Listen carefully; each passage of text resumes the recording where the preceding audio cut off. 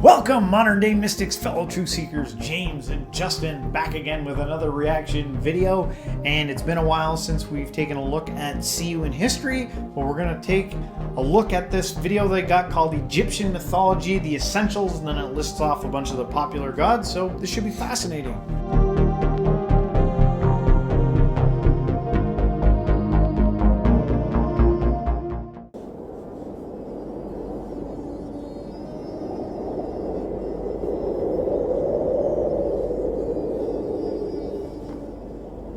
In the beginning there was nothing. The universe consisted of a great chaotic ocean, and Ben emerged amid this primal chaos. Ben was a huge pyramidal mound. There was a lotus flower with Ben, and this, when it blossomed, brought the god Ra to the world, and light came with him. Ra by himself generated the first generations of gods. Shu, the god of the air, and Tefnut, the goddess of rain, were born. The universe was enwrapped by a vast mass of primordial waters. Shu and Tefnut plunged into the waters to explore its immensity. Ra felt afflicted after realizing that their children were taking a long time to return, and fearing never seeing them again. He sent his best messenger to find... Sorry, I just feel compelled to add this thing in. Yet again, we see an origin thing that talks about a large body of water, or a large primordial thing. And I find it interesting that when I was a kid, forming my first thoughts and stuff like that, I remember a vivid dream. Like, this was like right around, it feels like the time that I was like, oh, I'm real, like developing a conscious ego or something. And I had a dream one night of a large body of water, and amorphous objects were emerging out of it and like forming and warping into themselves. And I never forgot that dream.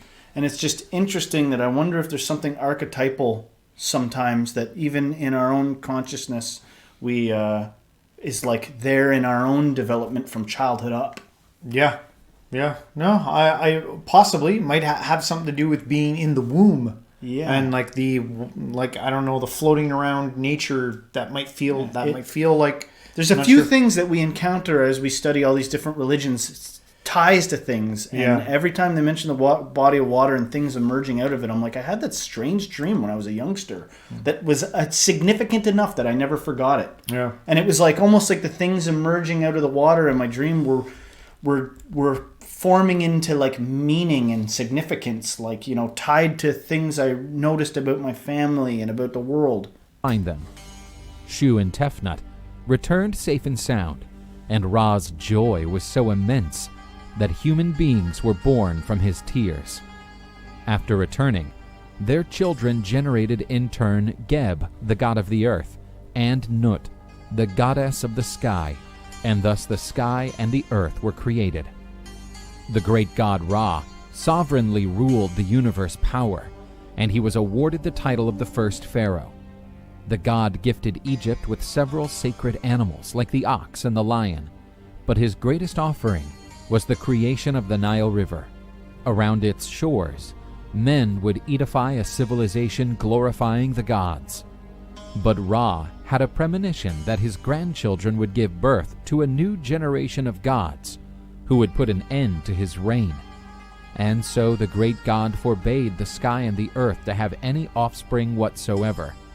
But Nut and Geb disobeyed and gave rise to a powerful offspring: Isis, Neph, Seth, and Osiris. They dethroned Ra, and Osiris started to reign over the world. But the new god's throne was not safe, because his brother Seth was eager to take all power for himself. And so the saga of Egyptian gods began. After deposing the god Ra, the deity who gave origin to the Egyptian world, Osiris became the new god of the universe. The new supreme god took the goddess Isis as his wife and started a reign of great prosperity. Osiris brought civilization to men, who, until that point, lived quite primitively. The god taught them agriculture, weaving, and how to make bread. Besides that, he decreed the use of laws, which would give order to chaos. the Egyptian civilization began to flourish under the reign of the benevolent god Osiris. However, Osiris had a powerful and ambitious brother, Seth.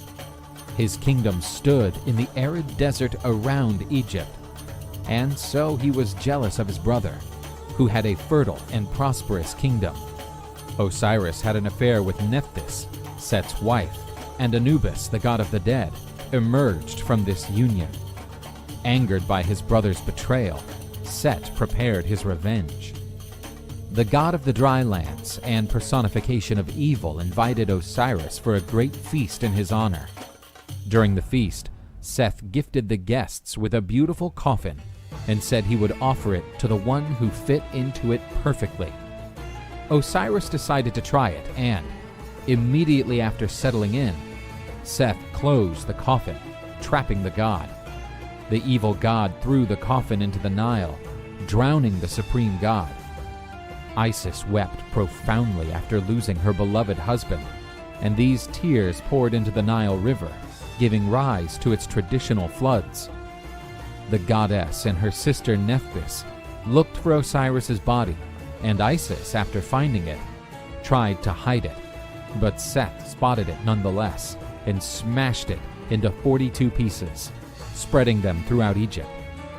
Isis, with Anubis's help, managed to recover the pieces, and, under the guidance of the god of the dead, she mummified Osiris. Using her divine powers, the goddess was able to resurrect her love, but Osiris would now reign over the world of the dead. After coming back to life, Osiris had a son with Isis. His name was Horus, and he swore he would defeat Seth, the usurper of the throne that was his by right. Just before we jump into this next part, I always find it fascinating that a lot of people, they fantasize about like time periods that they could go back to if they could, and the Roman Empire is like notorious for like one that people like, they love to see what that's like. For me, I think that Egypt in its prime would be super cool to go see, because I'm so fascinated to know what it was actually like, because a lot of people they hypothesize about what they think. They think the pyramids were like white. Yeah. Some of them, you know.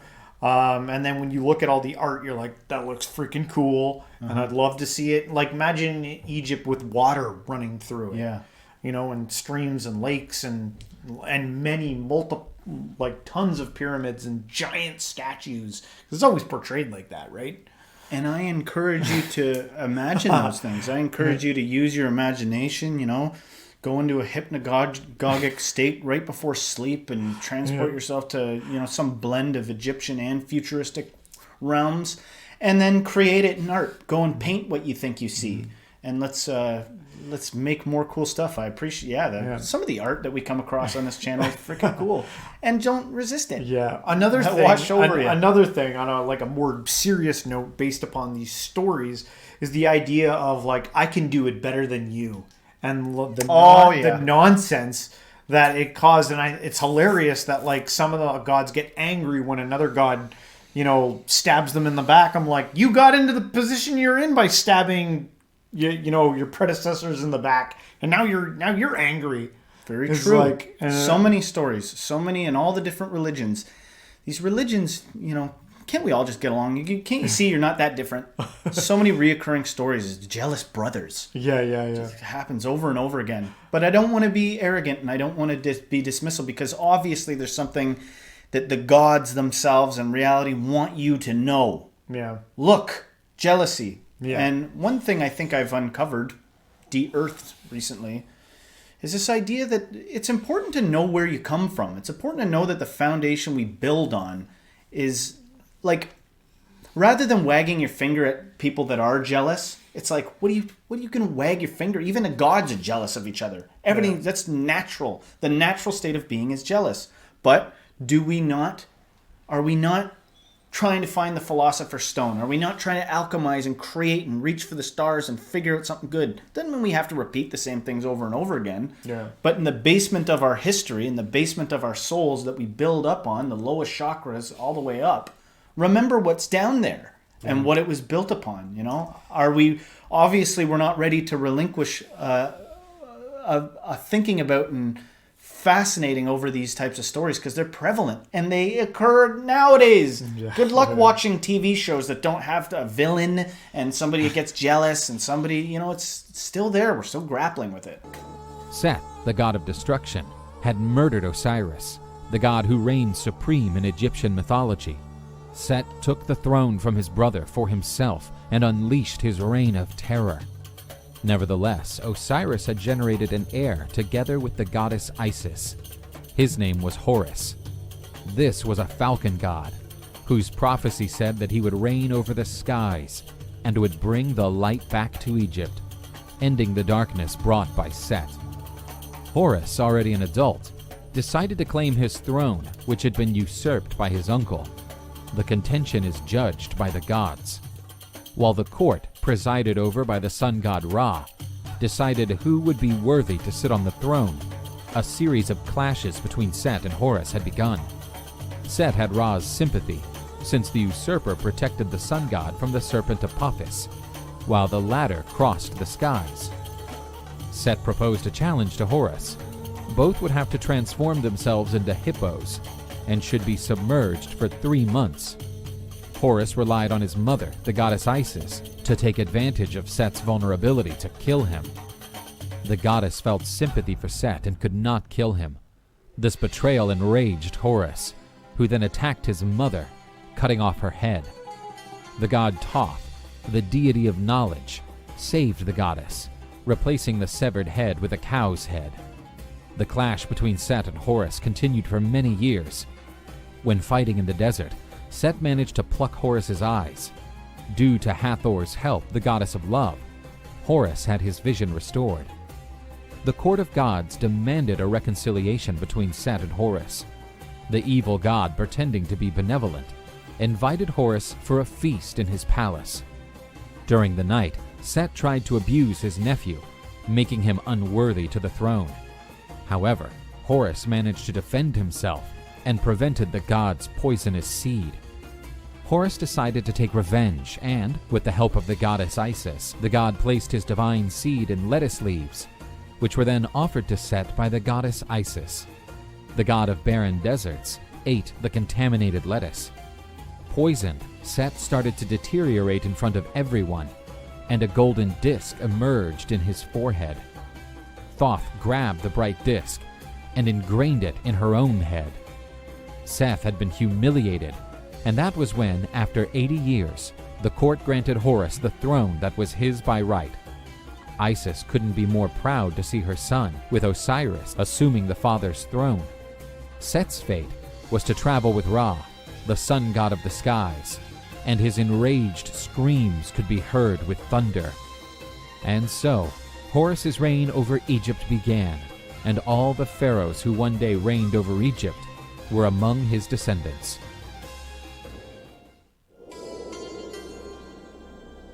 Ra is the sun god in Egyptian mythology. This god is usually depicted as a being with a man's body and a head of a falcon. The sun disk is over his head. He had been one day the greatest of all gods, but time wore him down, and finding himself too old, he decided to relinquish the power and go to the skies. This god is one of the most revered figures in Egyptian mythology. As the sun god, one of his duties was to drive away the darkness, and to accomplish his work, the god crossed the skies on his sunboat, lighting the whole world. But when the twilight came, he and his vessel plunged into the sea waters towards the underworld. There he would have to sail through the dark world and cross the 12 gates, which would be the 12 regions of the netherworld. Ra took an hour to go through each gate. Osiris was in one of them, the lord of the underworld, whom Ra always visited to pay his respects. But before leaving the underworld's darkness, the god was attacked by the terrible snake Apophis. This force of chaos tried to destroy the god's vessel, and each day the serpent seemed closer to accomplish her desire. Apophis once managed to swallow the sunboat, putting an end to the sunlight in the morning. But the serpent failed to hold the god in her stomach and regurgitated him. This event was marked as a solar eclipse. However, destroying Ra's boat became more difficult, since Set, the god of destruction, after losing the dispute of the supreme throne for Horus, had been condemned to navigate with Ra across the skies. He helped the sun god, defending his vessel against the terrible serpent, defeating it several times, making Ra's underworld journey safer. The god Ra was a figure worshipped throughout Egypt, but this god was... I think it's definitely worth noting some of the similarities between these stories and the Hindu stories that we watch, because they're all rich with meanings and like very human experiences, relatable. And I think that is what obviously a lot of these stories are trying to do, is trying to reach people before they make certain decisions. I think that's the idea, is before you decide to make a drastic decision in your life that could affect everything forever, here's a whole bunch of stories that tell you some of the consequences, some of the repercussions of making a choice like the one you're about to make. And I think a lot of societies, I don't know, I think there's a good thing there, but maybe it also causes us to be too reluctant to not take risks. Maybe I wonder if there's a little bit in here that even triggers people to not believe in themselves enough. Like, I'm just gonna stick on the tried and true path and just do what everyone else is doing. I'm gonna play it really safe. Because a lot of these stories are rich with risk taking. Now, a lot of them were bad, but some of them were good. If one was counteracting an evil that was taking place, it was Horus, which ended up leading to, him ruling again. There's something to be said about risk taking too, also in this. Like you said, everything is rich with meaning, and your approach to looking at it and trying to, on every different level of consciousness you have, absorb it, like your conscious mind, your subconscious. What is this communicating to me? It's hard because it's not so easy to just to ever look around and know for sure what's a good decision, what's a bad decision, because a little bit down the road you go, man, if I never made that bad decision, this good thing never would have happened. And if I never made that good decision, which I was sure was the right thing, this bad thing wouldn't have happened. So often stuff like that occurs, right? Yeah. Sometimes I think that stories like this are reflective. They reflect some fundamental nature of being a person. It's like, look at this. This is how you are. This is how you are this way. Because you could say, look at all the decisions they made in brashness, but the world is full of subcultures of people, like how people behave in a small town, how people behave in a real gentrified part of the city, and how people behave in a poverty-stricken part. And subcultures emerge, and within those cultures, things get normalized. That if you're not looking with your eyes, yanked open, if you're not looking at it, you don't see that. Holy crap! Pettiness is baked into the culture. It's common for people to be like, look, it's so-and-so, what an idiot. Let's form an alliance. That stuff happens all the time. Yeah. The Bible says that if you hate your brother, you're a murderer. Yeah. And people murder each other's reputations. People vie for power. So I think that how can you take anything as a precaution? What am I going to read the story of Cain and Abel and be like, so I better not kill my brother to death? By the time you're ready to kill somebody, you're possessed. Yeah. You're possessed by the story you're in, right? But there's also probably a wild thing here. These are such, loud stories. And then, someone's observing it and listening to the story being like, wow, those people were crazy, or those gods, that's wild. I would never do something like that. And then the next moment you're doing not something so radically extreme as what they're doing it, but you're doing it on a smaller level. Don't you see? And I want to be careful not to judge, right? Yeah. Because I agree with what you're saying too. I'm not against warnings. Yeah, I'm not against look what happens when you behave badly. It is that too. That's why I say there can be levels to approach this with. Yeah. The only thing I would suggest maybe for all of us is to try to yank those eyes wide open to see what is going on. Because the moment you say, well, let's pick something we can all agree on, murder is definitely bad. Yeah. Lest you be put in a position where you're like possessed by the story you're in, and you don't even know what's going on, or it's an accident or whatever. Now that's pretty dark. What I'm saying, I'm just trying to pick something that's maybe not common, that nobody has to feel. It's not common for many people to feel guilty about. Yeah. I'm just saying I don't judge, and I think that there's an aspect of these stories that reflect our actual nature, our own vicious, petty, jealous nature. Was especially adored in the city of Heliopolis. The god's prestige was so vast that other traditions of Egyptian religions of antiquity merged the god's depiction along with the greatest figure of their own pantheons. For instance, the figures of the supreme gods Amun and Atum were also known as Amun-Ra and Atum-Ra. The god's name was used by many pharaohs. Ramses is a well-known example. His name means son of Ra, or the son of sun, and so the pharaoh would strengthen his divinity before his subjects. Anubis, the god with a jackal head, is a deity of the Egyptian mythology connected to life after death. The god is one of the most ancient Egyptian deities, and therefore his role changed as the centuries went by. Anubis was already considered the main deity linked to death and the underworld's god, but this role was transferred to the god Osiris. The jackal god was also considered the god of embalming and mummifications. In funeral rites, it was common to see a priest wearing a jackal mask during the mummification process. The god was also considered as the protector of tombs and cemeteries, therefore protecting the bodies of those who went to the underworld. Anubis is the son of the goddess Nephthys, wife of Seth. But his son was not born of the union with her husband, since Nephthys had been disguised as the goddess Isis, and so she mingled with Osiris. Seth, coming to terms with that act of disloyalty, plotted against Osiris, killing him and scattering his body parts throughout Egypt. After Isis gathered all the parts, Anubis helped the goddess during the god's funeral ritual. So Anubis transformed the body of Osiris into the first mummy. Anubis became the deity that led the spirit of the dead to the underworld, where the dead would be judged by a court presided over by Anubis. The god placed the deceased's heart in Osiris's scale and the feather of truth on the other side. If the heart was heavier than the feather, it indicated that it was full of wickedness.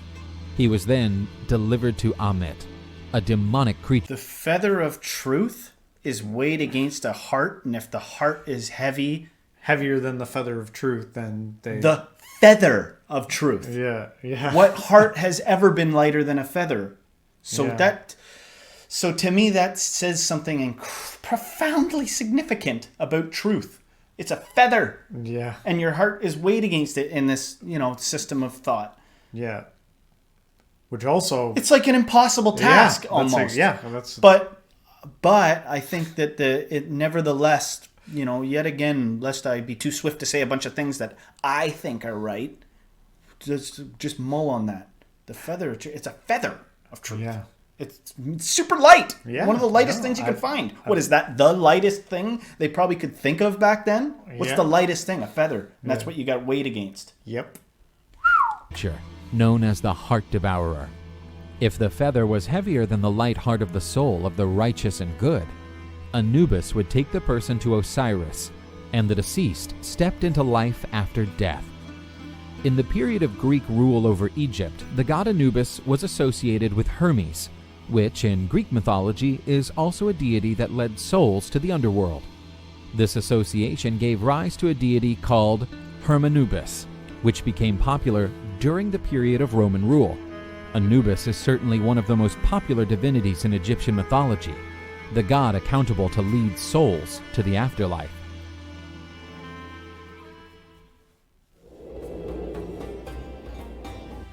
Bastet is the cat goddess in Egyptian mythology, depicted as having a woman's body with a cat's head.